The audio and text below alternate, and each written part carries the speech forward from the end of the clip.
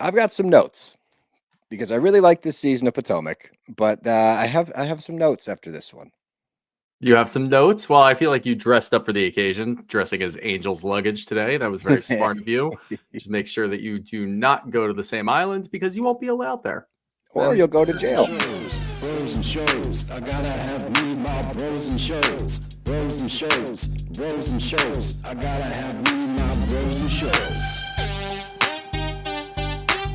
Good afternoon, everybody. Welcome back to another episode of Bros and Shows. I'm your co-host, Steele Russell, joined as always by Neve Shooter Scooter. Sure. We'll go with that. I like it. Well, I mean, as you mentioned at the beginning, you've got some notes. I feel like I had some notes last week, very similar notes, I would gather, as we tend to think the same things on the same wavelength. The funny thing is I've moved off of my notes, so I'm happy that you're able to just fill that position that I left behind, fill the void, if you will. And I'm just going to give you the floor. What are your notes? Well, I was gonna, lay them out as we went, but No, hey, it's okay. No, I want to hear your notes right now.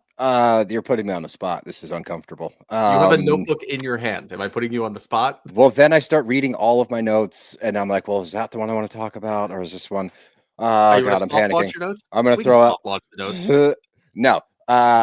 My notes are just this. I think that overall, I like what we're seeing. There's a lot of positive here. There's a lot of good things happening with some of the newcomers. I think that a lot of the cast is doing their job well. I think that we are trying to produce too many dramatic moments. And I think that there's one culprit behind that, who is Keiarna. I'll just say that there. And then on top of that, this gang up bullying that we're seeing on Stacey needs to stop. That is definitely tired. has to stop. It is tired. I do think, and I watch What Happens Live afterwards just to see what Stacey said, because I think Stacey's a star. She's a great sport too. Dude. She takes all this shit in stride. She really does. She just lets it roll off because it is childish at the end of the day. There's nothing really that deep, and they keep trying to press her for it as if it's a really deep conversation. It's not even as deep as the bullshit that we saw in OC with Katie. Like, it's not even remotely as close to that. It's about her own private life, her own personal life. Are there some inconsistencies? Sure. There's inconsistencies with all of you across the board, and you don't have the same energy. So why would you think that this is going to be more entertaining for us to watch? Instead, what they're doing is they're bullying Stacey into being a fan favorite. That's what we're seeing right now. We all are now backing Stacey because we think it's bullshit. My problems have moved on to more specific problems after this episode. We now have a better idea of our newbies, which is great. I think Tia is incredible. I think they completely missed the mark with Angel, and I don't know if that's an Angel problem or a Potomac problem. Not really sure who to blame yet, but I'll figure that one out over the next couple of episodes. And I think that they should have put Jassi as the main person instead of Keiarna. And I know why they did it. They did it for Keiarna. It's almost just like penance for putting her through what she had to go through with Ashley's friend. Now, here you go. Here's your flute. Have fun. I get it. I understand it, but it doesn't make a whole lot of sense, because if we're doing a whole trip and one of the main components of this trip is to celebrate Jassi and have a bachelorette party for her, but she's a friend of, and not even like an announced friend of, just a friend of that we know. Surprise friend of. Yeah, like what are we doing here? It feels like the women on the show kind of understood that she should be in that place, and she's still got a good spot on the show, and she does a really good job of kind of just clapping back, just kind of taking what's given to her from the rest of the ladies and being able to clap back with something a little bit more interesting, furthering the topic. Keiarna is forcing everything. And I said this last week. She's going to obviously get some sort of benefit of the doubt, which I don't even think she deserves, because of what Wendy's doing right now. If this didn't come out about Wendy, everybody would still be sitting here like, what are we doing? Instead, you're going to get at least like 20-25% of the people that are watching saying Keiarna was right the whole time. She wasn't. She was forcing an issue on Wendy for no reason. She doesn't even really have an issue with Wendy. She's just fabricating the whole thing. So it's just really stupid. But with Angel, her personality doesn't work for this show. You can tell right away. We don't really see a newbie get rattled that quickly. And she just seems like she doesn't even know how to be in a group of women, be on a girls' trip. Like, well, we've even seen that before. I haven't been on a girls' trip before. I'm really excited to go on this trip. Bam, right over the head. But they come back. I don't see Angel coming back. It seems like she's so out of her comfort zone that it's not going to be good to watch. And then she's going to just, I don't know, try to overcompensate with something else that's not going to hit. Yeah, and I think you're right about Angel, at least from what we've seen thus far. It's still early, but we're seeing things out of Angel that you don't really see out of newcomers or housewives in Yeah. general. Yeah. And there's a cause for pause, if you will. Now with the Keiarna stuff, I agree with you. She is trying to force everything. And I think a really good point you made is that we're not getting into like serious shit across the board, though. That's not just Keiarna. Like Yeah. every single sit down that we have, somebody is forcing something out to talk about. And a lot of the times it's like, why are we wasting time on this? And it feels like we're trying to one up the other person. Now everyone's bringing something to the table. And it's like, whoa, whoa, whoa. We don't need everybody to have a problem with everybody. And we don't No. need to do this every time that the group's together. Yeah. But it feels almost like we're trying to, and again, I'm enjoying the season for the most part. These are just my notes. But Yep. it feels like we're trying to get too cliquey. It feels like if you're not part of a certain group, then you're just getting not just made fun of, but it's very condescending. Like if you're outside of that core crew right now, Yeah. the tone in which the women are talking, like Wendy obviously is incredibly condescending. That's kind of always been her It's thing, even always been her before. MO. Yeah. Right. Like as soon as she gets pressed about something, she goes to the doctor, Wendy talk. And it's like, oh, well, let me just purport this to you. I'm going to purport this to you. And then with Ashley, you're getting the Ashley and Gizelle. It's like you're laughing while saying something, but you're not actually laughing. The laugh is more condescending than if you're just a dick about it. Yeah. So those things I don't love because especially with Potomac in general, when Potomac got clicky, it got really fucking bad. We saw Mhm. that 3 years ago, 4 years ago, the green-eyed bandits of it all. It was a disaster. That season, we didn't finish the No. NECA season. Like, we didn't finish that season. So, again, I think we're fine. This is not a reason to, like, panic and abandon ship yet. But we do need to start neutralizing some of this bullshit because if it continues like this, it's going to get very tiring very quickly. It definitely is, and I do think that the saving grace right now is Stacey. I don't really Yeah, think there's much more to look at, and I do really Jassi, wanna honestly. see Jazzy honestly stepped in somewhat big. I who saw that one coming? I agree with you. I think that Gizelle is who Gizelle has always been, and I think that last year was an anomaly. I think that she stepped into the Karen role, and she really liked it, but what she feels most comfortable doing is teaming up with somebody else and going after somebody for absolutely no reason. Like the fact that Yeah, her and Ashley are still on the Stacey thing is beyond me. And all I can really come up with is you guys aren't main characters. You guys are those good second tier housewives that always have some sort of issue with another housewife, but it's okay because there's enough going on with the main housewives.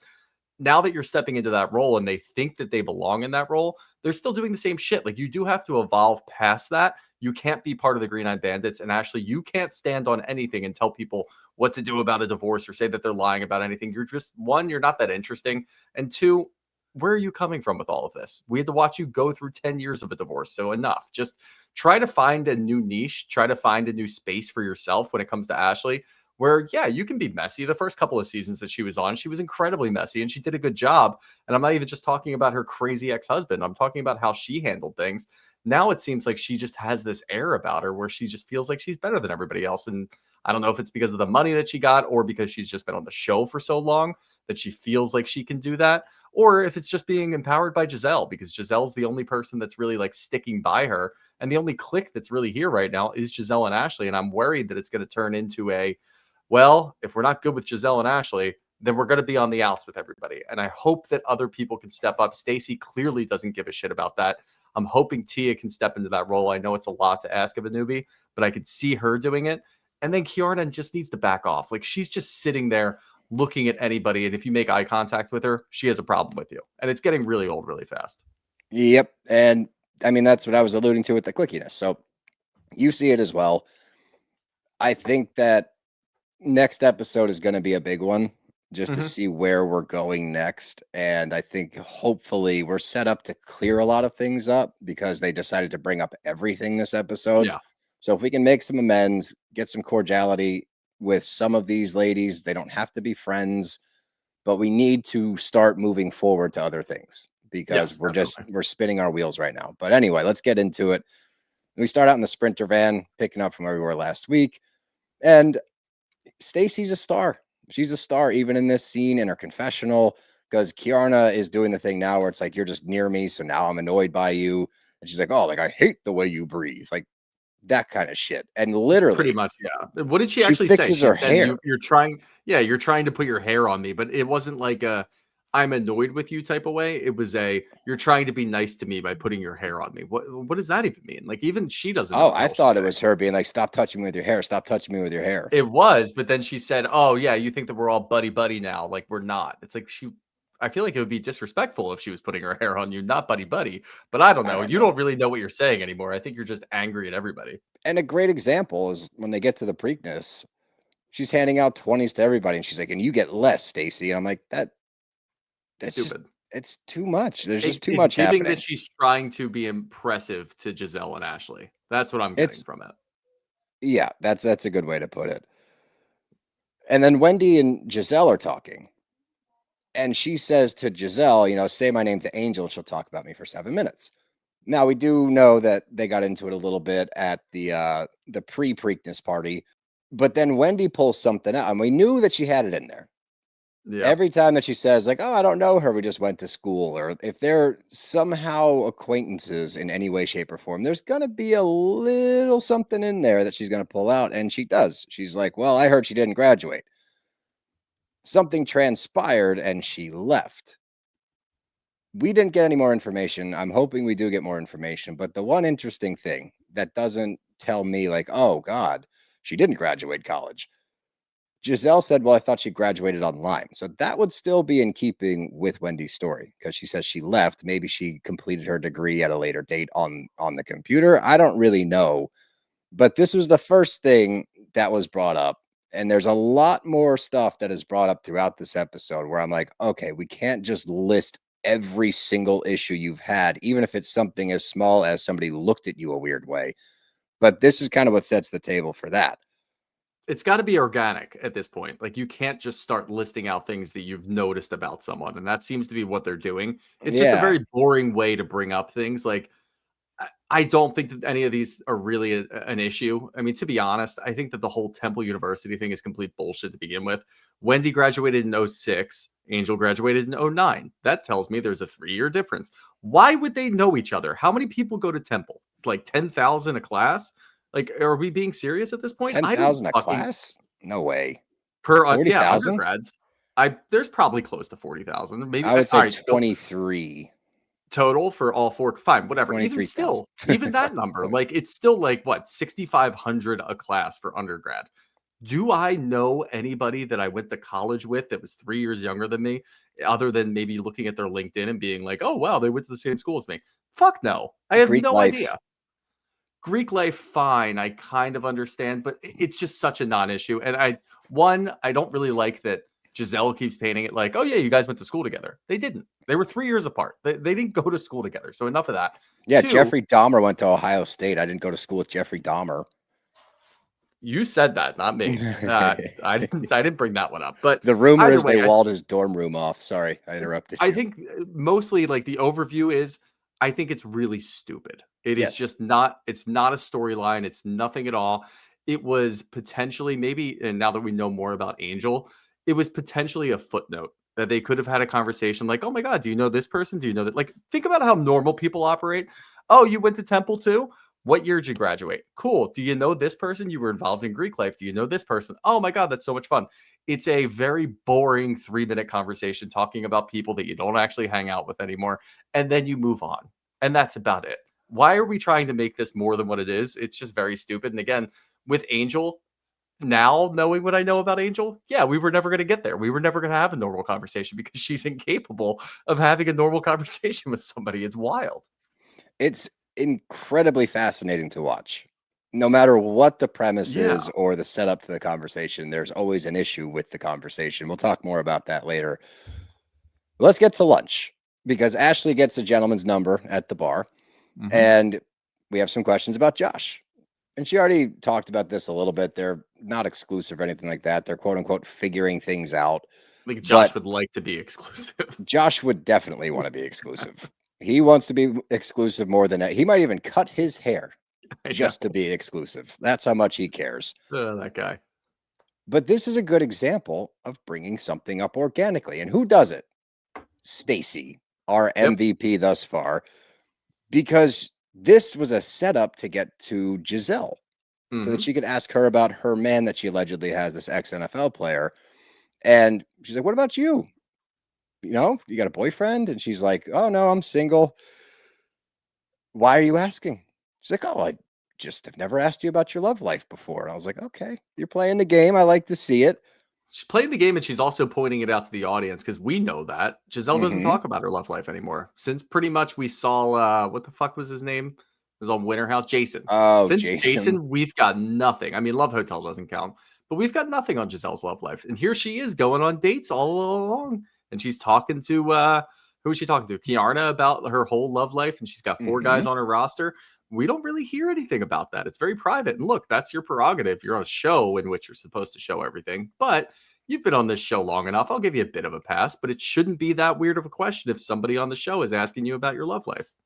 I mean, that goes to show you how much she doesn't talk about it. The fact that she's so Mhm. taken aback by it, like, "Well, whoa, you don't ask me that. We don't You talk don't ask about me that any here." questions, to be honest. That's what I'm Yeah, getting. yeah, exactly. And it's even funnier that they're able to like completely portray, okay, so he's bald. Yes. Chocolate. Mhm. Yep. Yes. Both of her exes are both bald and chocolate. So clearly she has a type. Yep. And I know I said that Wendy teed up the, okay, we're just going to bring up stupid shit. It gets much worse because then Ashley brings up the fact that Tia called her rude. And I'm like, oh, when did this happen? And in what context? They were all shopping together. Gizelle picked up the phone. It was Ashley on speaker. And if you're on camera, you know the phone's on speaker. So you know that Yep. everybody's there. And she invites Wendy and Gizelle to come over and hang out with her to go shopping or do something while Tia's standing there, which is rude. That So is rude. Tia says, very one off, real quick, that was rude. No problem. No issues. I agree. You're right. You know what she's doing. This is intentional. She wanted you to hear that. And she explains what tongue in cheek means.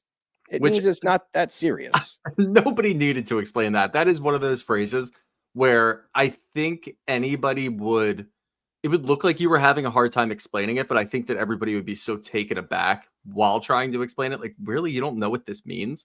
What the fuck are we doing here? And I thought that her recovery to that was incredible. It was impeccable Yeah, because Ashley is bewildered by what tongue in cheek means because she wants it to be messy. She wants it to be like, oh, you were talking shit. You were being shady. Why don't she you wants to just be say like it to my chin face? It's checked. like, no, yeah, she wants it to be like chin checked. I think that might actually be the motif for this season. Everybody wants to match the same energy of getting chin checked, which I don't really understand why we wouldn't just move on from that, but here we are.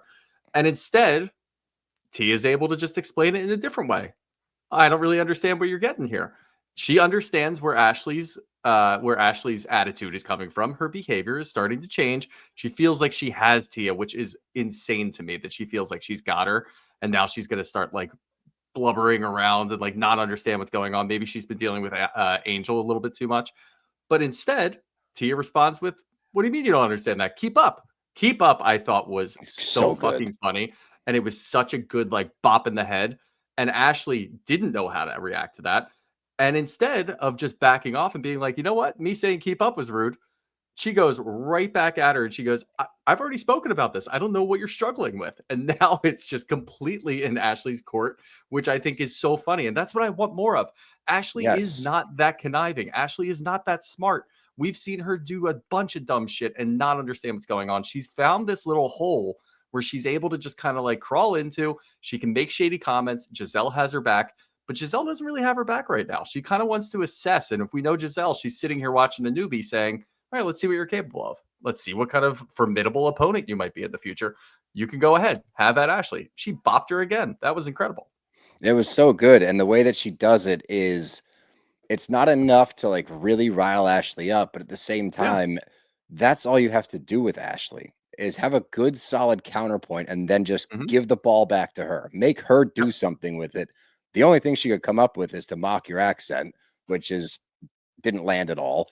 And that's No, when it you said, never lands. It's always no, the last ditch effort that just never lands. correct. And that's when she drops the struggling line and explains And this is Ashley's biggest problem, honestly, is when she gets stuck on something, if she doesn't get the reaction she wants, then she asks again, or she Yep. rephrases how she's saying it, because she just brings up, well, you tried to throw shade at me and say that. She's like, dude, I apologized. Okay. I Mhm. meant the apology. If you want to accept the apology, great. Or you can just keep digging like you're doing, but I'm not going to get down and play dirty with you. And I was like, that's Yeah. exceptional work. And I believe you. I don't think that you're going to keep reacting to anything she's saying. And the best thing that she did, this is masterful work, is then diffuses, because she's like, you know what? I am actually a little upset with you because I didn't get like one butt pinch or anything like that. And Gizelle Mhm. said you were going to fancy me.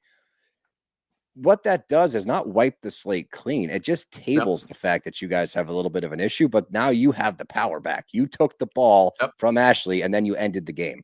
It was And again, exceptional. saying what I was saying about Gizelle just kind of sitting there, just watching, just being a spectator, just to see what you got here with Tia. By doing that, it changes the complete the direction of the show, the direction of the episode, because it could have gotten a lot messier. And we've seen that before when things don't diffuse that quickly. And this was a non-issue. This wasn't something that we should have really delved too deep Most into. of this shit are It was non-issues. perfect. Yeah, pretty much none of this shit is a non-issue, or all of this shit is a non-issue rather. But this is one of those situations where this was the perfect way to diffuse it. Do a little bit of lighthearted humor, a little bit of fun. Like, you know what? I do actually have a problem with you. Oh, fuck. Are we getting deeper? No, actually, I just thought that you were going to fancy me and I didn't even get a butt pinch. Perfect. Everybody laughs. Everybody now understands, like, cool, we can move on. And it's not going to be something that we're just going to weigh on. Maybe it weighs on Ashley. Maybe Ashley's now It thinking will. twice before she speaks. That's fine. That's exactly what I wanted last week. This week, she responds or recovers from that. But Tia, that was a great job. Master class. Honestly, it was very well done. And then Jassi joins. Now, the Jassi I remember was not this Jassi, and it's No. almost like, obviously we put a lot of emphasis on the off season, especially for newcomers. It's time to train, watch tape, get better, figure out what you're going to do next year, because the Mm-hmm. sophomore season's always usually the most difficult one. We get a lot of Yep. sophomore slumps with newcomers. It's almost like Jassi and Keiarna went two completely different directions on what to do next season. Yep. Keiarna is like, I'm going to ramp it up. I'm going to get involved. I'm going to bring shit to the table. I'm going to start some feuds. I'm going to show them that I can stand on my own 2 feet and I'm not going to take any shit. Jassi, she went, watched the tape and said, you know what? I'm bringing the energy. I'm going to be fun as shit. I'm going to get everyone to like me. I'm going to be upbeat. I'm going to be a good time. And that's my angle, because I have to come back from the Darius shit from last season, which bogged her down a little bit because it's just easy ammo for the rest of the ladies. Yep. But she came in with a really good vibe and everyone's fucking with her. I was too. It was like, I this was Jassie's too. great. I do think that obviously there is a certain sense of security and insurance once you get engaged. Like now we can kind of put a lot of those to bed. Keiarna is still gonna, nitpick here and there. And of course, if you want to get down low and dirty with her, she'll bring some things up. But I do think that she had that air about her where she's secure. She's good. And you know what? She's not really trying that hard because she realized I tried really hard last year and it didn't come across and I got bopped. Keiarna, you tried really hard last year, but you got rewarded. Now I just got to kind of lay and wait and see what's going to happen, because if we know one thing about this show, nothing lasts for that long. And if you're not really going to perform, they will bop you right back down and they'll put you right into a friend up slot. Yep. You got to put up or shut up. And as you said, she's engaged. So we're getting ready for the wedding. They're in counseling, which is a good thing. They're just getting prepped for the wedding, I believe. But as we know, Angel is married to Bobby Massey. So we have some NFL ties here. For her to say, yeah, he was a 10-year starter, I was like, what a weird thing to say to somebody. Like, there's no way. And I know if you want to look at it from the other side, where it's just like a statement of fact, that's one thing. You know damn well that her husband's not a starter, and you know damn well you said that shit intentionally. Yeah, she shot herself in the foot immediately, because if this was a standalone statement, I would have been fine with it. Like, okay, you're proud of your husband. Love that. We want to see more of that. But you already kind of showed your hand by addressing her as a fellow wag. So Yup. you know who she is and you know who she's getting married to. You've done your research. Everybody at the table now knows you know exactly who she is. So saying starter is completely unnecessary. I was of the thinking that, and this is pre, Angel just having a meltdown and not being able to be social. I thought that she could have explained her way out of this at some point pretty Definitely. easily. And like it really wasn't that hard to get out of, but she has no idea what she's doing. It No. is so noticeable almost immediately. Like her reaction to anybody even just bringing up a comment like, oh, starter. Oh, no. You can see it on her face. Like, first, it's joy because she's happy and proud, I guess. And then it kind of sets in like, fuck. They realized that I was being shady. Now I'm going to get called out. How am I going to handle this? And she's got every scenario in her head except for the scenario that eventually plays out this episode. And I will give Wendy credit because the binoculars were funny. She's like, I caught that. That was Her good. using props is always good, but those binoculars, that's great prop work. Yeah, it was very, very good prop work. Let's get to the race itself. Oh, I have a funny story for you actually, recently. So Pimlico story? no, but race centric. So Is it gonna be a dog track race? no. But it is in Okay. regards to the dog track. So I told that story Mhm. however many weeks ago, probably last week, we were talking about the Preakness. And somebody messaged us and said, I was really upset to hear that you supported a dog track, implying, animal cruelty, this, that, the other. And I messaged her this back, but please understand that I was having vodka for breakfast and Yeah. was going to the dog track to bet $2 while drinking a 50-cent pitcher of beer. Okay. Mhm. So let's not hold me accountable for those decisions that I made. Okay. Leave me alone. I was literally drinking vodka at 6 a.m. Yeah, All right. the dog track was probably the least of the worries there. It was Let's the be least problematic thing I was doing at the Yeah. time. All right. Everybody, get off your high horse. Anyway, let's get to The the important race. thing is that you know it's wrong. Yeah. Yeah. Will I still venture to a dog track at some point? I don't know. Okay. Probably not, but maybe. No, probably not. I think my probably not. track days are over. But let's get to the race. And Ashley brings up, are Keiarna and Jassi okay? Because apparently Jassi's been talking some shit, according to Keiarna. This all got really confusing, actually, Yeah, it because did. Oh, they were talking over each other too. a lot, which was really It didn't difficult to help. keep up with. No. And then my least favorite thing, because I always have subtitles on, when the show puts subtitles on too, and then the subtitles cross over the other subtitles, and I can't read when they're cross talking, that gets difficult. It's tough. But Wendy gets called out because apparently Wendy said that Jassi and Keiarna have an issue because Jassi apparently told Wendy that they had an issue. Now, I'm going to go ahead and say there was probably some light-hearted discussion going on about the two of them. It probably had something to do with the full-time friend of conversation, perhaps. I don't really Probably. know. But Jassi's taken aback. She's like, well, Mhm. I didn't really talk shit. This to me sounds like Jassi said something that was pretty inconsequential, and Wendy took that. And now Wendy's throwing her hat into the ring because everyone's bringing up a problem that they have. And here's Wendy's.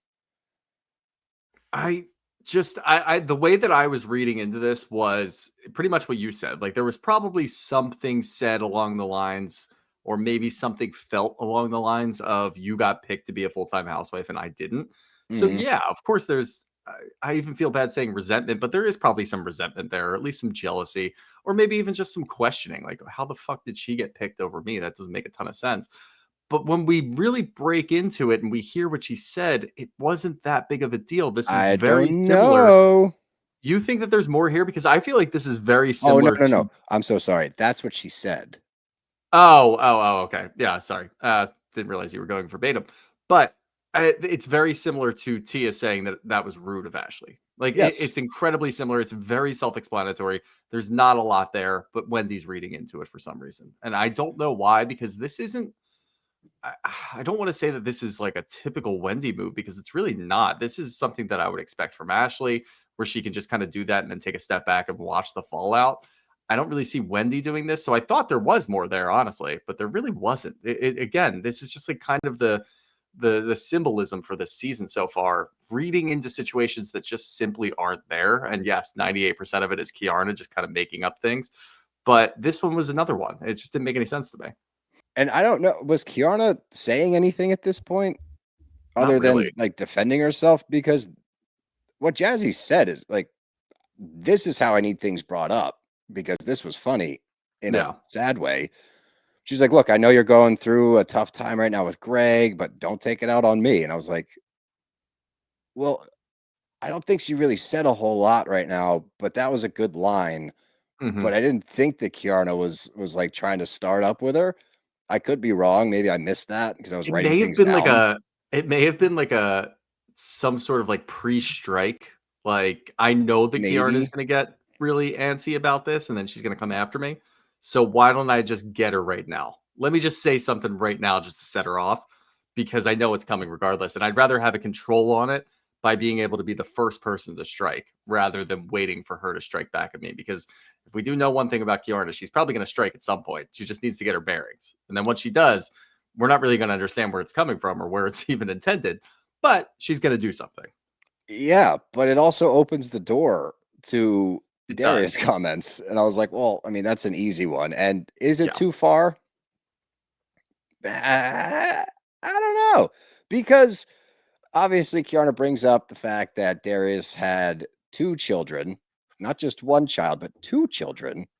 Well, he was apparently with Jassi. Like the whole Yeah. thing, we never really got clarification as to what happened, We but that didn't. seems to be what happened. It seems to be what that's one of my favorite prepositional phrases too is he had two kids on you, Yeah, me which too. I love that it phrase. is it is a great phrase. I love that one. But this is why Jazzy's a little bit different because she's ready right away. Like she Yeah, she knows was where good. she's going and maybe it just depends on who your opponent is. Like she probably feels and kind of going back to that first comment, she feels like her and Keiarna are on the same level. So maybe she's not really, threatened by her necessarily, but her response to all of this is incredible by saying, what was it? I actually wrote it down. I would be angry too if I was in a little ass condo that man didn't even pay for talking about Greg. That's funny. That's incredible. And that's also coming from the sense of security that you have when you get that ring on your finger. You get that ring on your finger, you start acting a little different, you're a little more confident. That's the right move because we also have questions about Greg. Stacey has questions about Greg as we find out later. Yeah. But we do want to find out what's going on here. And it does seem like the whole Greg issue going back to the reunion last year, like, yeah, we're not together. He doesn't like being on TV. Whoop, never mind. We're back together. We're trying. He's got his own house over there that he bought for both of us, but I've got my own condo. There's a lot of unanswered questions. So if I'm Keiarna, I might be a little careful or at least try to make sure I have all my ducks in a row. Maybe don't go poking at Stacey or at Jassi because Jassi's going to come back and she's got some ammo. Well, she doesn't have contingency plans. No, Sorry, Keiarna. Keiarna. And that's the thing. And it's a good thing to say for Angel too. We don't have contingency plans. Mm-hmm. If we know anything in any housewife spat or just throughout the season in general, you always have to have either a response ready Yep. or a backup plan, and then a backup to the backup plan because things are going to go south and you need to be able to figure your way out of it. And these two don't have that. I don't know if they're going to be able to attain that, but that's the biggest thing that Angel and Keiarna are both missing. And you see Yeah. that in this scene. We haven't really gotten into Angel yet. We're going to, don't worry. Because now we're at the airport and it's Angel's first girls' trip post baby. That's an important note. It's not her first girls' trip ever, just the first one Yeah. post baby. And we learned that Jassi was a late invite. So that's fun. I wanted her to come on this trip after seeing I was her in that one surprised, scene. honestly. Yeah. I was too. And then I was excited about it. So Yeah. I think that she brings an energy to the group that we don't really have there right now, where it just seems to be Right. like the woo, let's have fun kind of vibe. So I'm It down used to for be that. Ashley until Ashley got too big for her britches. That's kind Exactly. of the role that she used to play, especially when Karen was on the show. That's what Ashley was. Ashley would wake up in the morning, she'd do her workout, and then she'd grab a Corona. And that's what she would make sure that everybody knew. I'm grabbing a Corona. We're having Getting some a fun. beer. Getting a beer. Anybody want a beer? So if we need that energy from somebody else, why not bring Jassi? And I also like to see that too, because I'm not fully out on Gizelle being the central figure on the show. I think that she, like, I'm really overanalyzing, and I know that, but I am really looking at what she does in certain situations. Sometimes she piles on. I want her to get away from that. Sometimes she just sits back and watches, and then she has good interjections, and that's what I want to see too. But adding Jassi to this as a last minute is, and I don't think that Gizelle intended this, but it's incredibly funny because one, she doesn't get a first class ticket. She has to sit in the back of the plane. Hilarious. And two, it brings the energy. Yeah, it does. I will say this, and I'm Team Jassi for the time being, but the champs may taste the same, but you got to pay for it in economy. Hmm. That's an important distinction. But you know But what? She didn't have to pay for the first class ticket, so she's probably saving money in the long run. yeah, so it balances out, you know? That's how you stay It rich. always Yeah. exactly sit in economy and pay for the champagne and spend $600 less than the first class free champagne. Yeah. Let's get to Nevis, or I guess they're in St. St. Kitty, Kitts. I always thought it was St. St. Kitts. Kitts. Yeah. St. Kitts. It probably is. I'm probably Yeah. saying it wrong. And you have to take a boat from St. Kitts to get over to Nevis. So they land in St. Kitts. Jassi takes about 30 minutes to get off the plane, but they're all waiting for her in the Sprinter van. And then we go to the hub for the yacht. I don't know what this little interim Nope. building was. No, the interim building to me was customs, but it was like a first class customs because it did say Oh, they okay. did pan Yeah. back and forth where they said customs. But it's like a lounge sort of. So it's First I class took it as customs. it's a first class customs. There's a full lounge where you can hang out, you can have a little bit of food, have a drink while you wait, and we'll check your passports and make sure that you're not blacklisted. Agreed. That makes a lot of sense to me. So as they're sitting there, they're chit-chatting about whatever, and goals come up. What are our goals for the trip, ladies? And Angel, she jumps up first and she's like, and this is it's a good move, I think, because obviously the target's on your back for not getting to know everybody. You're not talking to other Yeah. people other than Keiarna. So I don't mind getting ahead of it and saying, my goal is to get to know everybody better. That's what I really want to do. It's like, all right, Yeah. that's fine. Kind of quell the group a little bit. Then Stacey, and this is important because I don't think this is a Stacey thing. I think this is an Angel thing. Stacey reached out to her because she didn't like the lukewarm welcome that she had into the group. She wanted to give Angel something she didn't have. So she takes it Yeah. upon herself to call her and be like, "Hey, I'm Stacey. What's up?" Like excited, blah blah blah. And she's like, and I got a very lukewarm response from Angel, which after seeing this episode, I fully believe that Yeah. it was barely even warm. It was probably room temperature at that point. That's and that's why like the later questions about are you on this show to make friends with the rest of the women in the group or are you just support for Keiarna? Like that's a valid question because if I'm Stacey and I've got a problem with Keiarna that I don't really understand, but Keiarna's coming after me for some reason, and I call your friend who's new to the group to give her something that I never had, and you're going to do that to me, that just tells me right away, oh, yeah, Stacey called me, but, I talked to Keiarna. She told me to be wary of you. I'm just going to go ahead and move forward. I'm waiting for that call from Gizelle. I'm waiting for that call from Ashley, Dr. Wendy. Then we'll actually get into it. But, Stacey, thanks for the call. That's enough from you. Which isn't look, she's a full timer, I know. And did you see her season last year? She deserves the respect. Damn it. She did her job and she's doing her job again this year, even Yep. better than last year, which is astounding to say, but she's just a star. You can't deny it, anybody. She's so fun to watch. Did you watch the Watch What Happens Live with her? Yeah, it was great. She's great. Dude, Andy fucking loves her. He was It's hard not cackling the to. whole time. It is hard not to, but to watch him because he usually has weird issues with some housewives and we never really can get our thumb on it. But this one is like, it's so obvious. He's obsessed with Stacey. Well, she's nice. That's the other part. It's like she catches all this shit, but she's not out there throwing shit. Like she'll No, and bring she's not things up. lying about anybody on the cast. She's only lying about herself. So who cares? Yeah.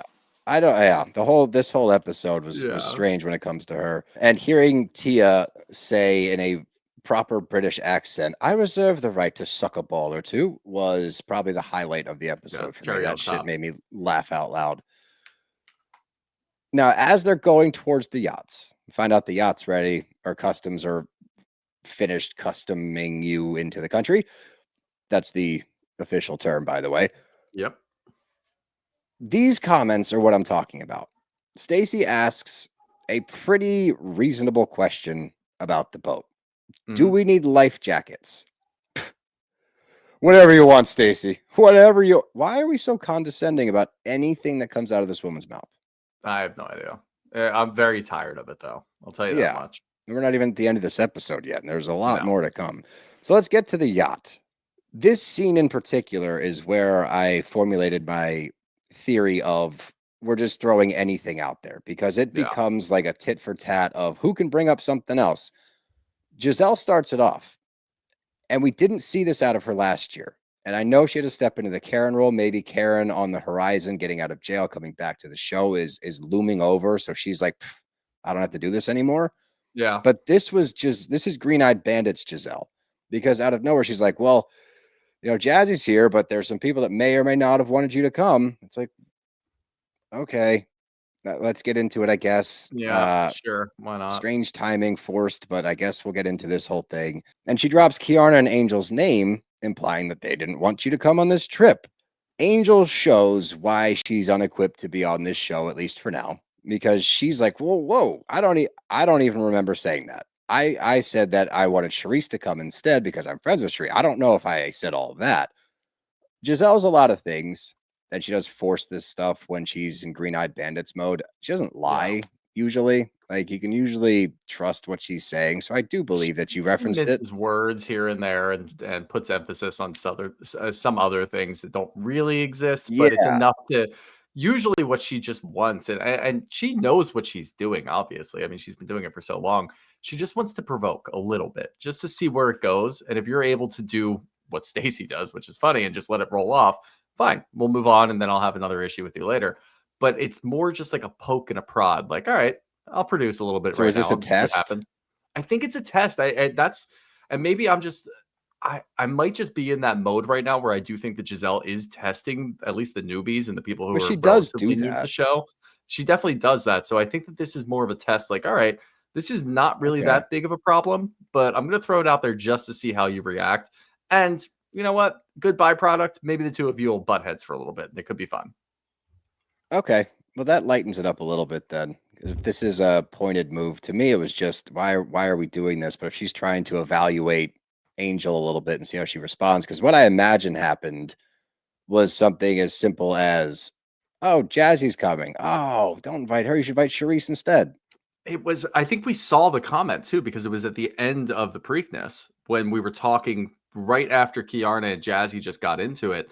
Gizelle was talking about who was coming, and I thought it was Tia, but I guess it was Angel that walked over and said, oh, is Charisse coming? Because I really enjoy Charisse. And Gizelle didn't really have an answer for her. She's like, I'm still putting everything together and figuring out who's going to come. So it was a surprise that Jassi ended up coming, but that was it. I don't think there was any more, and I can't really see Angel and Gizelle talking on the phone or, off the camera or something about who's coming. So I really think that was it.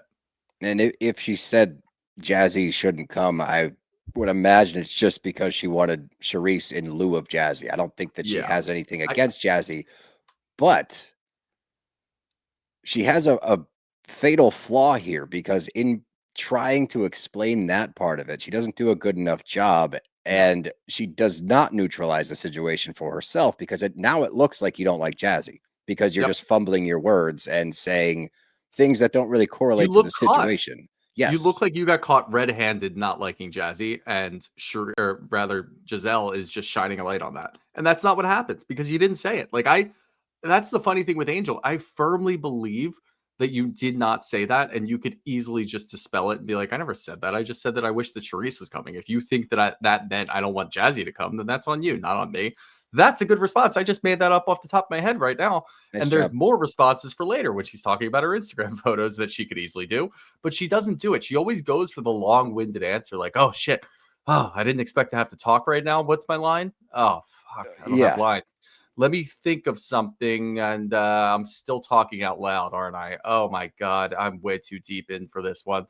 Charisse, yes. Jassi, no. Wait, no, I do want you to come. Wait, no. I have no problem with you, Jassi. It's like, what are you doing? What the fuck are you doing? Just respond to Gizelle and move on, and then look at Jassi and be like, yeah, I'm excited to get to know you. Boom, done. That should be enough.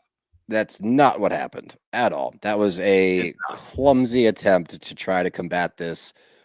And then Keiarna wants to get involved to defend herself.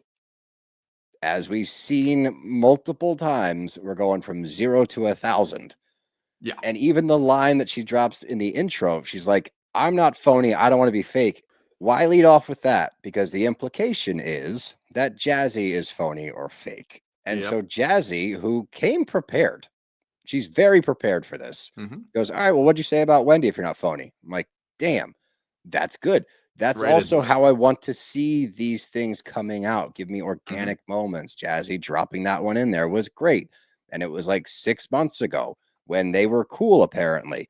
And now we have an issue that we don't get to find out what it is. And then now Wendy gets involved, and Wendy's trying to overanalyze the situation. And from an initial good drop from Jassi, this turns into a clusterfuck that we don't get any kind of description of. Like, I don't know what happened. I don't know if Wendy's pissed off at her because Wendy doesn't know what she said, but Wendy's pissed off because she was just talking shit. Wendy claims they were cool. Jassi says they weren't, or sorry, Keiarna says they weren't. What I imagine happened once again was a similar situation to the NAACP awards or any of the recent events between Wendy and Keiarna, where it might have been something small that turned into Keiarna being upset that Wendy didn't acknowledge her. Maybe Wendy was being condescending. All of those things are very possible. And maybe she vented to Jassi about it.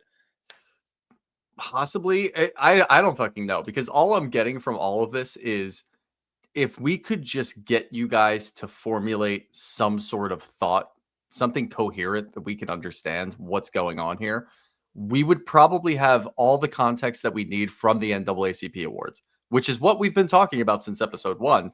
Now I've just been kind of praying that it goes to the wayside because I know we're not going to get any answers. But you're bringing Jassi into this, who seems to know more about what's going on there. And now Keiarna has been talking about it as well, and Wendy's involved.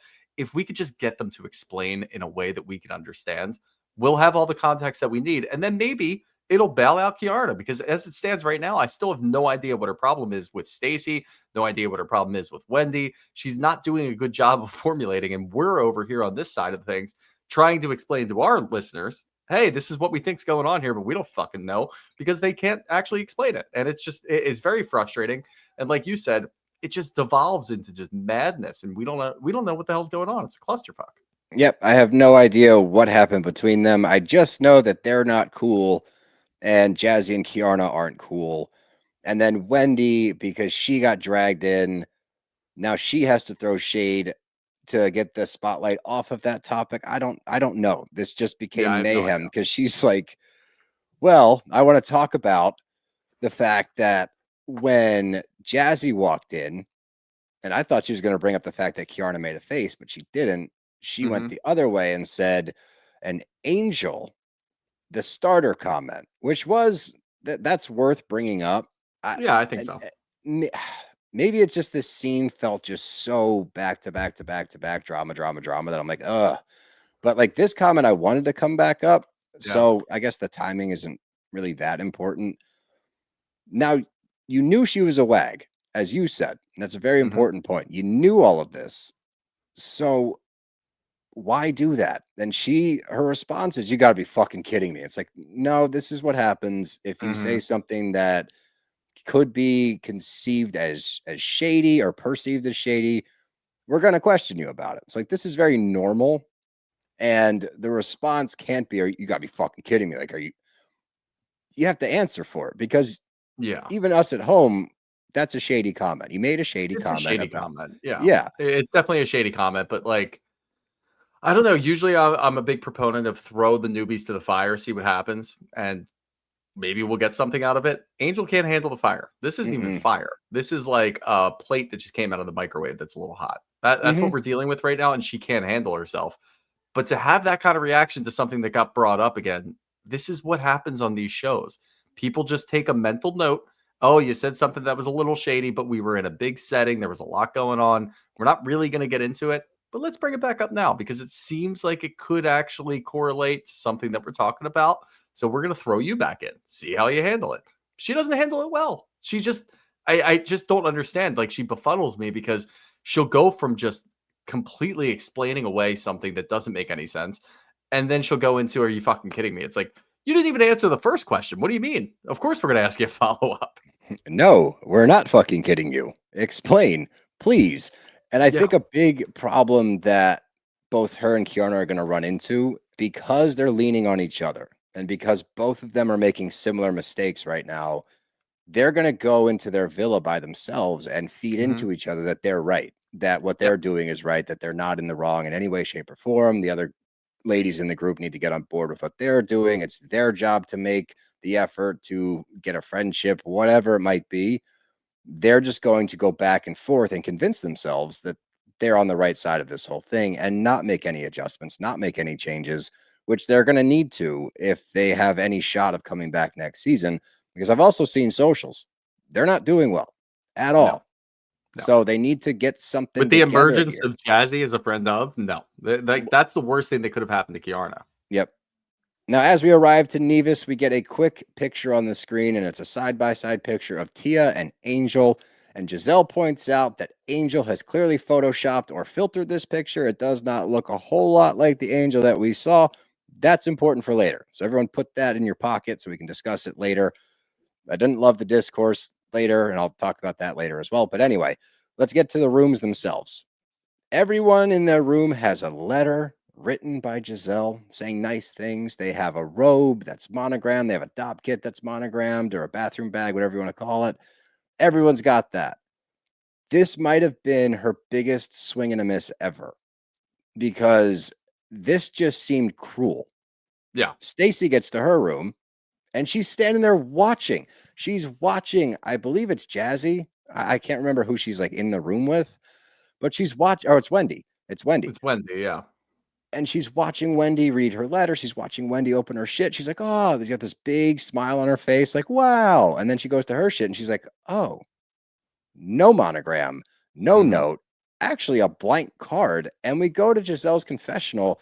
I thought this was awful. Like, not even like a mean way, just like this isn't landing at all. She's like, well, I'm not sure who or what she is. I'm like, what? That's not good enough. This isn't a good explanation. Just No. because she shifted a little bit from who she was last season. She was a first timer on Real Housewives. She was getting her bearings. Now she's in her second season. She's performing better than anybody else on this show right now. She's not answering the questions that you guys want in the way that you want her to, but she's answering your questions. Your big issue with Stacey is that she's not actually divorced. Lo and behold, she is actually divorced. So that's your big snag. And instead of just letting her operate in her own weird Stacey world, you have this big issue with her. And that would be one thing if you kept it to yourself, or if you brought it up to Stacey and you guys hashed something out. But instead, you're going to shade her without giving her a monogrammed robe. You're making her feel excluded from the group entirely. She already feels that way. She's just such a good sport that she's able to just kind of soldier on. She doesn't ever let anything bog her down, which is one of her best traits. But this is brutal. Like, everyone else has a fucking Yeah. Jassie's got a robe. She just got invited to the trip. What are we Yeah. doing? Gizelle thought that this was going to be an iconic moment, and it's not. Yes. It was a full swing and a miss. It was mean girl behavior. That's what it was, and it's almost like, hey, I didn't want to invite you, but I had to invite you because of the show. But I can control what I can control, and I don't believe for a second that she didn't instruct them to leave a blank card there. She does say later, "Oh, I didn't even. You weren't even supposed to have a card at all." I don't False. believe that at all. I think that in the moment, Gizelle realized, yeah, that may have been a little too far. You already went way too far, but yeah, maybe the blank card sitting on your bureau to make you think like I wrote you something was a little mean. You definitely told them to put a blank card there to really hammer home your statement that you don't even know who Stacey is and talk about it later. It could have been okay if she made like some sort of joke out of it. It would have been awesome, I think, if you made a joke out of it, but you really had a backup where you had her name Yeah. engraved on there. You had the dop kit, because the dop kit wasn't even the same color. And I can't tell colors apart, but I can tell shades. It wasn't the same shade of pink. So that was already wrong. If you had backups that you just came in and you're like, I'm just fucking with you. Here you go. I just wanted to see what you would do. Cool. That would have been great. That would have been iconic. Yep. Instead, you do this and it bridges over to mean girl behavior, which we don't want to see. And like you said, Stacey's been such a good sport. She's answering your questions. She's not hiding. She's not running away and just not addressing anything that you guys are bringing up. She's giving you answers. You just don't like the answers. That's the problem. So now you're taking it upon yourself to go ahead and wipe her name off the monogrammed towel or the monogrammed bathrobe. You're taking her name off of the dop kit. Why? Just so everybody else can talk about it. And that's the worst part, I think. People aren't stepping up to defend Stacey. I get it if you have some questions, if you're Ashley and you want to keep talking about her bad breath and the divorce that may or may not have gone through, whatever. I don't give a fuck what Ashley's doing. But Wendy's sitting there, Jassie's sitting there. They're all talking about it. Later, when we talk about it, nobody's coming to her defense. Why? What's the point? I don't know. And I think it's bullshit because we don't like to see gang ups ever. That's not like our favorite thing. Sometimes it's necessary for like one scene of an episode, but it's never something that we root for. So watching it happen here, and especially maybe it's jealousy. Maybe these ladies are jealous of Stacey because of all Did the Gizelle ever do fanfare. it to Mia? Let's just talk about that. Did you No. ever do it to Mia? No, you didn't do it to Mia. The biggest liar probably in Housewives history, aside from faking cancer. That's kind of what Mia is going to be doing at this point. She's just lying about everything, but she never had to face this kind of scrutiny. She was always invited to the trips and she was always tolerated. What is Stacey bringing that's so much different than what Mia is doing, if not being way better of a version than Mia? Because they don't like Stacey. I think they're just jealous of Stacey. I think that she is gorgeous. I think that she's younger than them. And I think that they don't like that. And I think that because she's not rattled by this group, I think that gets under their skin so much that they're trying to poke and prod. And them, I mean, Gizelle and Ashley mainly, they're trying to poke and prod and get under Stacey's skin to try to rattle her. But she's unrattleable, which is shocking considering everything they're putting her through, especially this season with the monogrammed robe and all of that shit. But she is an absolute star, and you can't keep a star dimmed. And that shows you that she's going to be a star because she's not rattled by the mainstays, because she's not backing down, because she's putting on such an incredible Housewives performance that it completely squashes any kind of shade you're throwing at her. We're watching at home going, that's really fucking mean. You leave Stacey alone because we love Stacey. And just because you can't handle her quirkiness, that's a reason to go after her. Mia lied to you guys over and over and over and over and over again. And even she was given some passes, but Stacey can't do shit. She can't even date somebody without you guys acting like it's the end of the damn world. Sorry, she's a star, guys. I'm sorry that she is such a star. Stacey's reaction to all of this is just to be more quirky, to lean into it, to let it roll off. And I think it's getting under Gizelle and Ashley's skin. I think it's really bothering them. And what it's giving to me is Gizelle and Ashley feeling like they're the head of this group.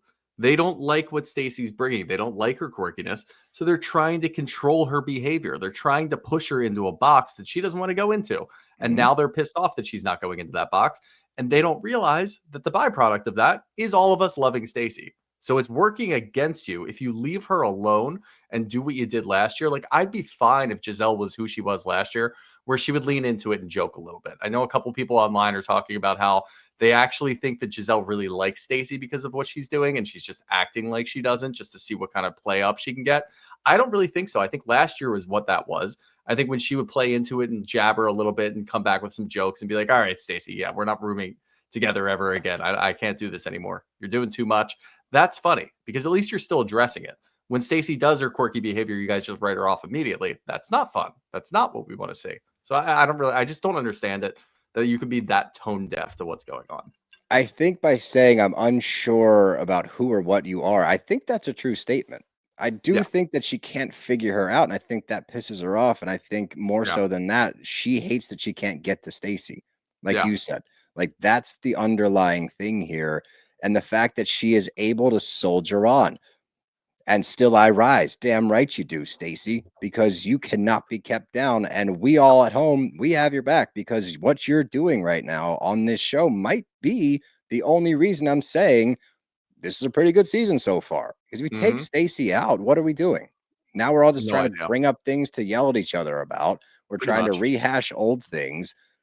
It's not landing. Stacey is the comedic relief right now. She's the sense of stability we need in a show.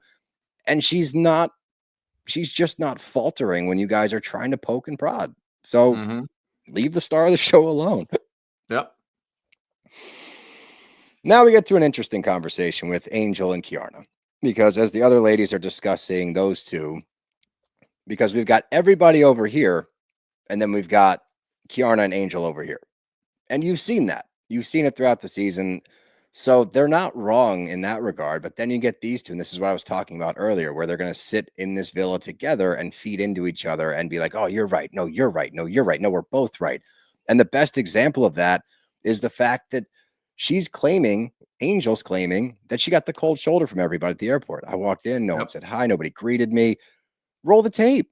Everybody did. Every single person, including Wendy, who you are trying to go after, they all said hi. They all gave you hugs. So these are the kinds of things.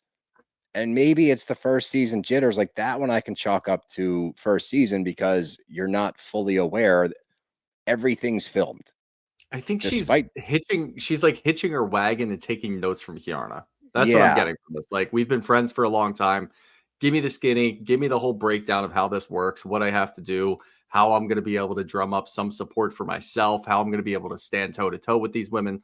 And you're asking the wrong person because Keiarna doesn't make a whole lot of sense to me. And when she gets involved in things, it just delves into chaos and it doesn't make a ton of sense. And she doesn't get support from anybody else because it doesn't matter. Nothing Keiarna is talking about really ends up mattering. And I guess Angel might be taking some notes from that because what are we doing here? One, who gives a fuck if nobody came over and said hi to you? If they did, you bring it up later. You don't talk about it with Keiarna. You don't sit in your what's the word? I'm blanking on everything tonight. You don't Villa? sit in your villa. Thank you. You don't sit in your villa alone with Keiarna and discuss it. You bring it up at dinner, and then they can clap back immediately and say, "We did say hi to you." And then the producers pop in. The fact that the producers are popping in right now while you guys are just having a private conversation is wild. Like, grow a backbone. Be able to stand up and formulate a sentence. Completely agree. So let's get to nighttime. The Tia conversation with her kids was funny It was hilarious. because they're, her one son, Nathaniel, is like, I want to be adopted. I hate this family. She's like, what? The way that she's so calm, cool, and collected about pretty much everything thus far is one of my favorite things about her. But she's like, okay, why would you like to be adopted? What's going on? And he had to clean up on his birthday. I felt him on that one. It's like he shouldn't have to clean up on his birthday. That's bullshit. Well, it was her daughter's birthday, so I assume what happened there was the daughter was able to just walk away from dinner without cleaning up. And then the son had to clean up, and he's like, this is bullshit. I had to clean up on my birthday. Why is she not cleaning up? So then he calls his mom and says he wants to be adopted. Hilarious. It's incredible from an 11-year-old. And he didn't get to have like some relaxed time. He didn't get to chill out. Like that would piss me off too, Nate. I feel you, dude. I'm with you. These issues all make sense to me. I get it. But I think my favorite line is, Rob, her husband's from the south side of Chicago, and she is Nigerian royalty that grew up with like Rolls Royces, this and that. And he says the kids are too soft. That dichotomy of those two upbringings is so funny. Like I would love to hear the conversations that those two have in parenting decisions, just because it's so different walks of life that I would like to be a fly on the wall for those. But let's get to dinner. I don't know how you're a pescatarian and you don't know what wahoo is. That was astounding. Love Stacey, but doesn't know that wahoo's a fish, whatever.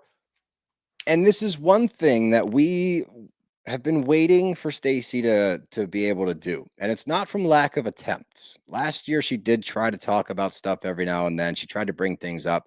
It was very frequently brushed under the rug. People didn't really give her the time of day when she was inquisiting about anything. So she brings up Greg. And why I love this so much is she's trying to walk us towards something here. And I think that this was her first attempt to try to turn the conversation to Gizelle and ask her about the football player. A lot happens in between before we get that drop. But I think that that was her goal here. If I talk to you about this, now we're talking about boyfriends or husbands or whatever. Yeah. And I can get to the football I knew what player. She was doing as soon as she did it, as soon as she started. But again, we're privy to a lot more than anybody on the cast is. So I knew what she was getting to. And I had a hard time with it at first. I'm like, all right, Stacey, maybe a little too much. But I think it landed really well. I think it worked well because it seemed to work. It was seamless, I guess, in the eyes of everybody sitting at that table. But for me, I'm like, I know what you're doing immediately. But it worked really well because it's very funny that Stacey's asking Keiarna about Greg. And I love that it just goes right back into, well, we had a good chit chat on the plane. I honestly thought that it was going to end at, you asked me for some gum. So did I gave you some gum. I was like, well, there you go. You guys are best friends again. There we go. But here they had a full conversation about how Angel's assimilating into the group. I was completely perplexed that Angel took offense to that. Well, if you want to find out how I'm doing, come to me and ask. Well, I came to you before and tried to introduce you to the group, and you did not give me a warm welcome. So I'm asking your best friend. That, again, there's a sense of normalcy. And I know Stacey's incredibly quirky, But when somebody like Stacey, when somebody like Tia is talking and they're being just normal about how they're approaching situations, it resonates with me every single time. And this happens on every housewife show. If you're going to sit there and just have a normal conversation, like, yeah, you know what? I don't really know how we're doing. Me and Keiarna aren't doing super well, but I'm going to take what she's giving me. And we had a nice conversation about how you're doing. Even Keiarna agreed with that one. She's like, yeah, it was actually pretty amicable. You know, it wasn't that deep. She gets pissed. Like, she's genuinely upset. She's like, you can come to me and talk. I think she, after Keiarna was like, oh, it was actually a nice conversation. She's like, yeah. And she kind of like pulls the reins back a little bit. But that's how she's approaching every single conversation, interaction, relationship on this show, is by getting pissed off about that. And her big thing that she keeps going back to all the time is, I'm not good with new people. I'm quiet, but I'm trying to do this. I'm trying to do that. No one's approaching me. Go talk to them. You're on their show. You're new here. Okay. And yes, I understand that you want there to be a warm welcome. This is not the warm welcome cast. Okay. No. It's just not. Ask Stacey, ask any newcomer that's come on the show. They will extend olive branches. And as we've seen with Gizelle, they'll have tests after the fact. Yeah. Yeah.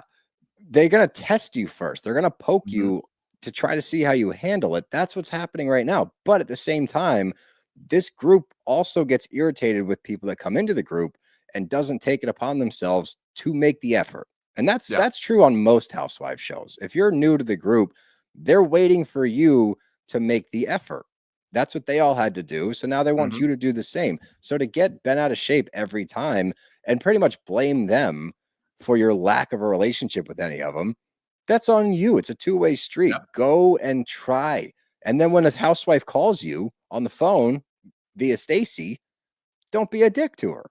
And maybe you'd have a friend. And even after the fact, Stacey still tried through Keiarna to be nice to you. And you got pissed at her again. So Stacey's she's probably never out. You're not exactly like laying out the red carpet for yourself at this or the point. pink carpet. I mean, in the pink carpet. Yeah. I mean, at this point, we've had more discussions about how you're having a hard time getting into the group. What makes you think that people are going to be like, all right, Angel, I'll come over and sit down with you and we'll just talk about how the show works at this point. Like, no, they're done. Like, they are so quick to move on and then realize that you are a low light. You're not going to work. We're not going to see much more of you unless you try to ingratiate yourself into the group in some way, shape, or form after all of this. You're going to be left out. And that's kind of where she is right now. And it's crazy too, because we're only 5 episodes in. You're so early into the season and you're already having such a negative impact on the rest of the group. They're not going to want anything to do with you. And it's all of your own making. And it's all because you're weird and jealous that no one's coming to you and no one's talking to you. How are they supposed to know that you're weird? How are they supposed to know that you get social anxiety and you have a hard time getting into a girl group and you don't really know what to do? You can do it now, but you're doing it with so much animosity and you're almost blaming them for not coming to you and realizing that you were like this, which just makes no sense. And then we're just in this endless cycle within Angel's head, which I don't want to be in. And she's not making any sense to anybody else, but more so than anything, you're just kind of pushing them away further. Like, they're not going to come to you now. No. Why would they try to bridge the gap when every time anything's brought up, you get upset with them? It's not like a great hallmark for the start of a good friendship. Yeah. I love Tia's move here, though. She's like, yeah, I noticed that you two don't talk at all, and points out Wendy and Angel. I'm like, ooh, nice work, Tia. I like that little drop in there. Again, that one felt more smooth. It didn't feel like, oh, I got one.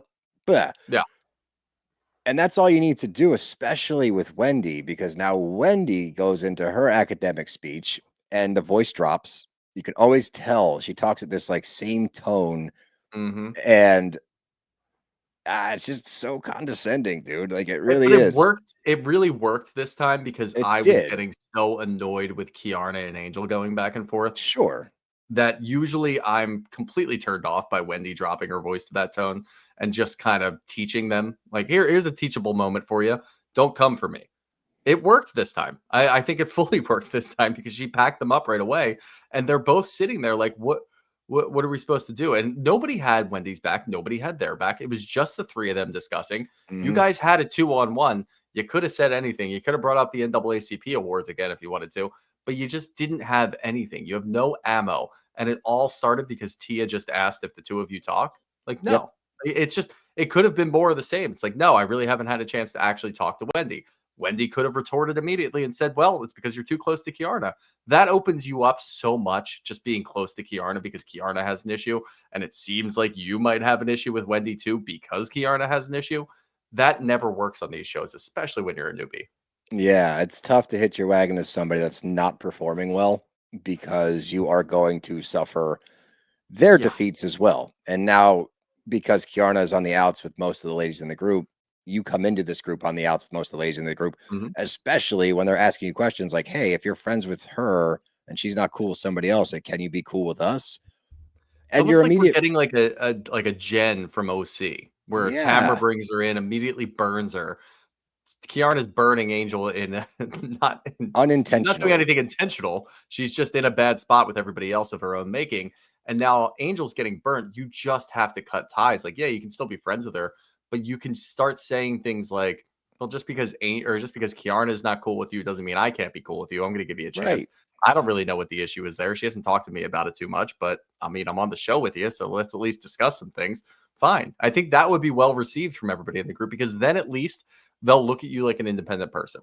Mhm. Right now, you're putting yourself into a box with Keiarna, and this is where we live. This is where we are. If she has a problem, I have a problem. We have a problem, and that's not going to work for anyone. No, especially when you don't know any of the other ladies. Yeah, Like, you can't even formulate an opinion on how you feel about them because you haven't yeah, spent any time with them. So we get to the photo, and quite clearly it's been doctored a little bit. Like, she's definitely photoshopped it. And yeah. Gizelle Little brings it filtered. up. Yeah, look, is it worth mentioning once? Sure. Yeah. Hey, what the Yeah, fuck? The way that it was brought up, I didn't love. Like, she's like, this looks absolutely nothing. Like, I didn't even know who this person was. And she's like, oh, it was taken a little while ago. I don't know how many. We could probably have a full photo album of bad photoshops from housewives on yeah. this show, even, Or right? just pre and post like facial reconstruction, honestly, for a Yeah, lot of these people. exactly. So I thought it was kind of dirty. I didn't love it. It's clearly going to make her feel insecure and feel some type of way. I know she's the one that edited the photo, and I know it's a little extreme. I don't know. To me, What did she said immediately, that particular photo is not photoshopped. And she it's did like, say that that okay. one's not filtered. So that Yeah, does I know. That that does doesn't put leave the any door credence to it. open But for like this it. was Just when it felt brought when mean. It just felt mean. I agree. It felt mean from jump. It felt mean when we got into the golf carts, when we were going to the customs place or going over to the yacht. When Gizelle brings it up, it's like, okay. But this is another one of those things where if you're on a housewife season, you're starting to film, news breaks, you're looking at it on your phone, you get that Yeah. initial reaction. So I can kind of overlook that one. And I get it, because it doesn't look anything like Angel. I fully understand that. It really doesn't. But I again thought that it was like a non-sticking point. This could have Mhm. been done very quickly. It could have been, actually, they could have just said immediately, like, well, that's fucking mean. Why are we doing this? I Right. didn't pick that photo. Here's the thing. A blogger or somebody who's close to Bravo. It's probably like Bravo Insider News. Look who's filming with the Potomac women. And it's these two. We don't know who anybody is, but this is what we're going to do.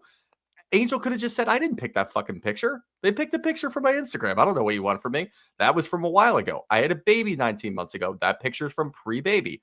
Everybody understands at that point, because most of them are mothers. Most of them have kids. They understand, yeah, okay, you're going to look a little different pre and post baby. That makes sense to me. And it could have just gone away. But like with everything that comes Angel's way, you don't know what the fuck she's going to say. Because I thought that she could have gone 50 different ways with this. All of them would have made sense. You could have even thrown the ball back in their court and called them mean. Instead, I got nothing. I have no idea what she even said.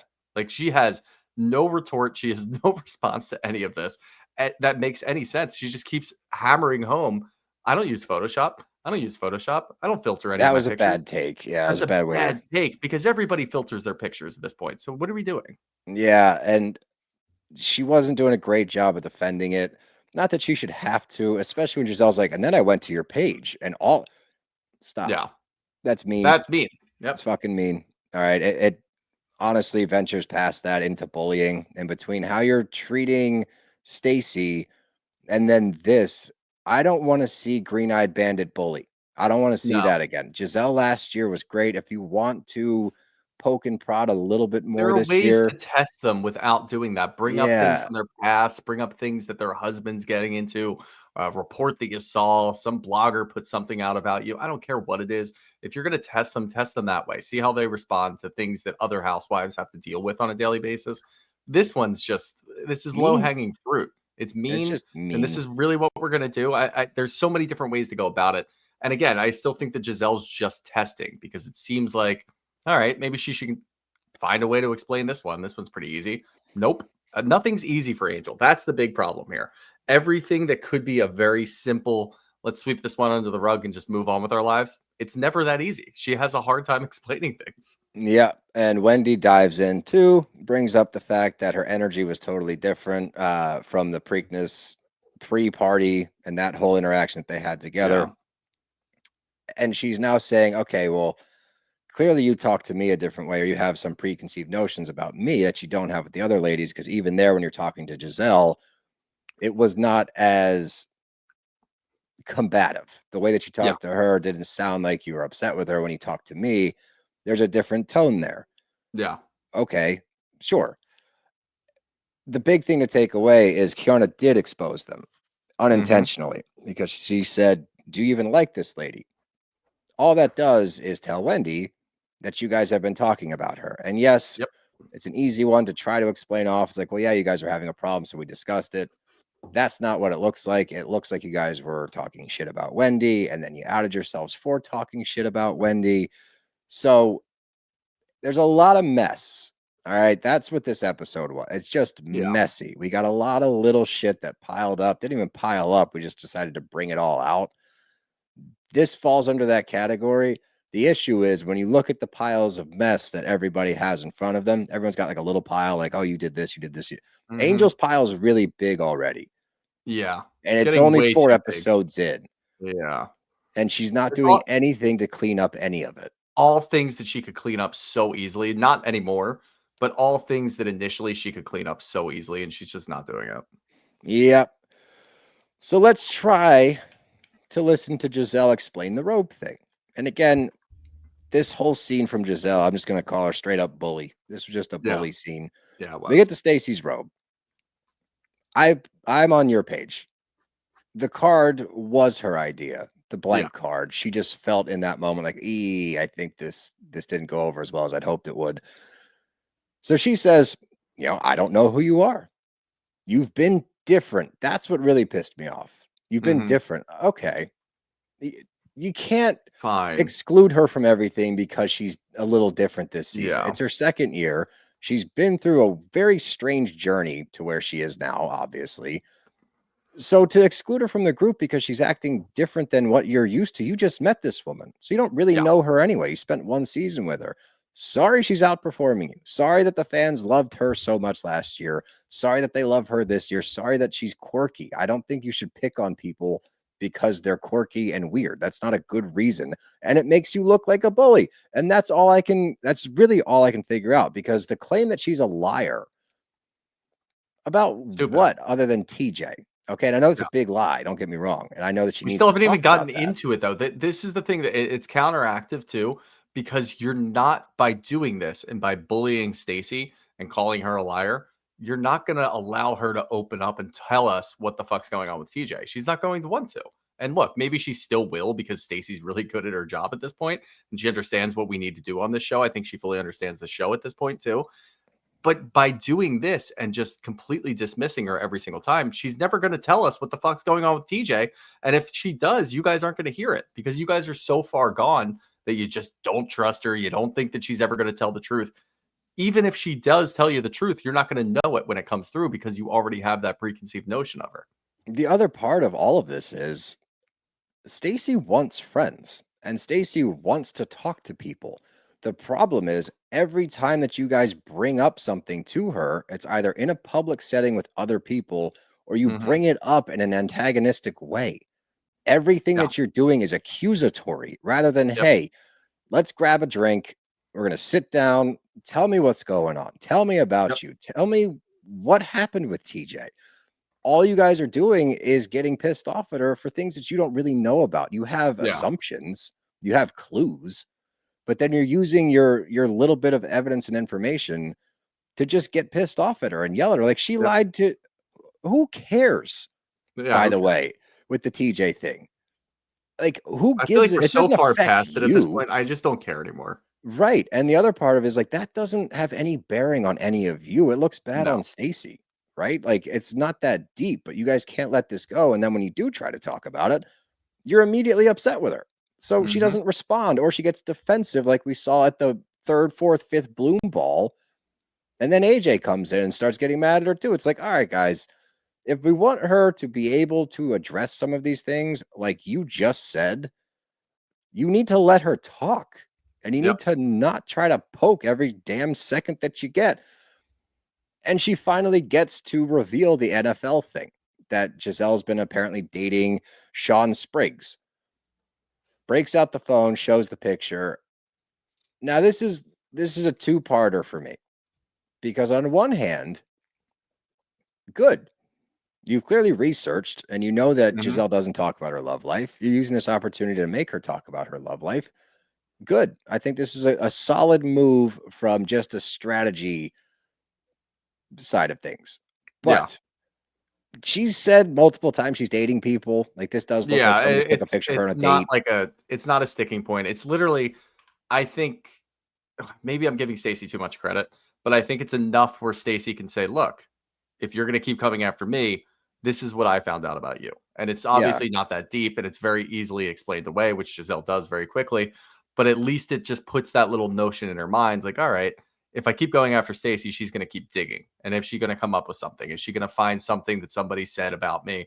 And there's something that, I don't really want to shine a light on, or I don't want to have to explain on this show. So maybe it could result in Gizelle backing off a little bit because Stacey does a very good job of not bringing it up like a matter of fact. Like, you're not telling us about this. Who's the liar now? She doesn't do any of that shit. She just brings it up and she's like, you don't talk about your dating life, but I did find out that you are dating someone. So who's not talking about their dating life now? It's very like non-committal to a big deal. And Giselle's able to explain it away, but it at least lets Gizelle know, like, I'm here and I'm telling you about what's going on. Now, obviously, I don't think that she realized it was going to blow up in her face so quickly because everybody knows that she was talking to Chris Samuels. But I still don't think that there's a lot there either, but it's not going to matter. There's nothing there. There's nothing there. I don't even know if they went on a date. She was on Watch What Happens Live talking about it. Like, yeah, we're friends. I don't think it fucking matters, to be honest. She wasn't on the show when Monique was on the show. She didn't watch the show when Monique was on the show. She's not friends with Monique. Who the fuck cares if she's talking to Chris Samuels? It doesn't matter to me. He's an ex-NFL player that lives in the area. He's got some notoriety. She doesn't give a shit if there's Potomac background there. Maybe she should. But honestly, I'm okay with her not knowing it because it at least drums up more interest again in Stacey's love life and what's going on there. So that's fun for us. But it's not this big smoking gun like, oh, you're talking to Chris Samuels. Who gives a shit? She's not friends with Monique. No, but the one good thing about this coming out now is that it's happening early because this one easily could have hung around all season. I'm on the same side as you are. Who gives a shit? Like, you could, for a little bit, maybe be like, that's weird that you came on the show and decided to try to hook up with somebody that was on the show. Fine. If you want to go that route briefly, fine. But at the end of the day, like you said, you don't know Monique. You don't know Chris. You don't know the show very well. You're dating an ex-NFL player or trying to slide into his DMs, whatever you were trying to do. Why do we care? Why? Like, if Monique was your friend, that's a bigger even if you're not friends, but you're on the show together, that makes sense. This doesn't matter to me. I don't care if you fucked Chris Samuels. Not to be too brash there. Yeah, very, very blunt. Yeah, that felt strong. So I apologize, everybody. That felt strong. But I don't care if you fuck Chris Samuels because, like, it doesn't affect us. It doesn't affect anybody there. And the other thing is, you guys haven't talked about Monique in 4 years. 4 years. You don't give a shit. You don't care. So why are you bringing it up now? It's because Ashley and Gizelle have this vendetta out against Stacey. You can tell the way that Ashley talks about Stacey in her confessionals. There's that condescending giggle that I've been talking about that, like, oh, it's like the vibe I'm getting is they're treating Stacey like she's beneath them. Yeah. And I think that's bullying. And I don't like it. I don't like it either. Let's see what our fans think. Yeah. Oh, this is a different take on Mean Girls from MKV214. Feels like Mean Girls coming for Angel. Am I being fooled or does she seem genuine? Oh, I wow. don't think this isn't like yes, the picture comment that is a little mean girly, but the rest of it really isn't. It's very easy answerable questions that are thrown her Yeah. way that she's having a really hard time with. So yeah, if I'm on that cast, I'm gonna keep tossing her softballs just to see what she does. And it's not our fault that she doesn't know how to answer things. Agreed. Ooh, this is a really good one from M. Woodward. Do we think that the First Lady of Maryland asked to be taken out before or after the charges for Wendy? Oh, that's a great I point. did I don't not even know. think about that. We I forgot to think even mention before. that. Yeah, I did not want to appear on Potomac. That was funny. I'm gonna say before, but after is incredibly funny. Yeah. I'm going to say after because fuck it. That's funnier. But I think that it's hilarious. Absolutely hilarious how big of a deal that the first lady was last episode. She wasn't Yeah, at your party. She walked by behind a on fence. the other side of a fence. Yeah, Yeah, get the hell out of here. That's not the same yeah. thing. Let's see. Ooh, I like this one. Zoe Kudla Fuck Mary Kill. Greg, Darius, TJ. First of all, we say boink Mary Kill here. Why do you like that one? We haven't gotten a boink Mary Kill in a while. Oh, that's fair. Okay. So Greg, Uh, Darius, and TJ. ugh. uh, boink, boink. Greg married Darius, killed TJ. Really?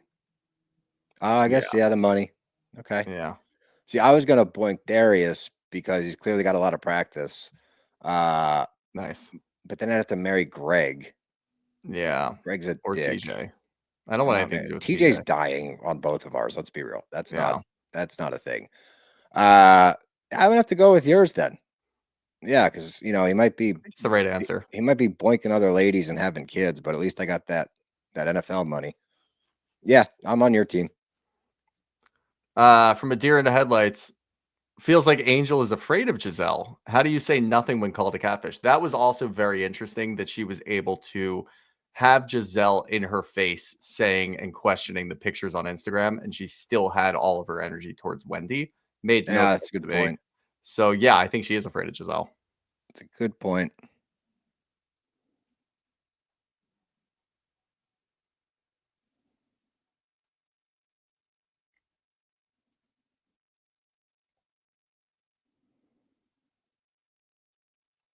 From Pineapple Bex, disappointed in Giselle still being a bully at her big age. Isolating Stacey is a bad look. It is a Agreed. bad look. Agreed. From Hey WMS. Hey Ooms. Hey Ooms. Hey, I'm getting stuck on the wrong thing. How do you guys feel about Wags taking over Potomac? I'm not I think it's against great. it.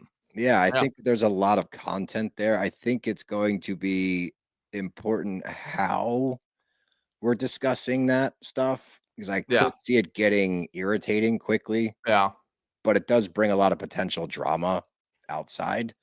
Yeah. So I like that. I just think it's going to be interesting to watch how they navigate that part of it, but I like it. I like it a lot, actually. Anything that we can tie into like real world shit that's like relatable, at least. Yeah. And by relatable, I mean like we watch To a lot us. of football. So Yeah. like we like this kind of stuff. But I do think that it runs the risk of having some potential downfalls. Yeah, I agree. We'll do one more here from Katrina. Is Angel a liar or does she have a bad memory?